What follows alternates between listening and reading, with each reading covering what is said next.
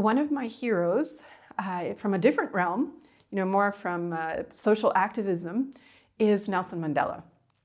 And similarly, he is, for me, such a noble character. And I was really touched by a story about his meeting with a general, Villion, who, it was the year 1994.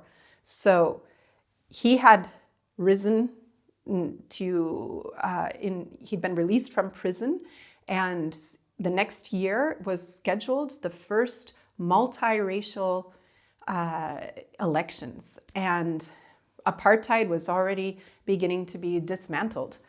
And there were several generals who had already started to mobilize military might to create an insurrection and to fight against this. And Nelson Mandela did a very courageous thing, which was to invite one of the leaders, this General Villion, to his house for tea.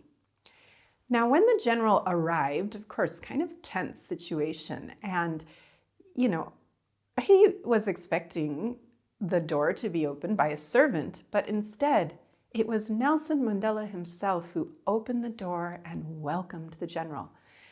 And then he brought him into his living room to have a private word with him before engaging with the more formal part of the discussions, and offered him tea himself. He asked the general, "Do you take tea?" And he said, "Yes, I do." And Nelson Mandela began to pour the tea. "And do you take it with milk?" he asked, very softly, very gently.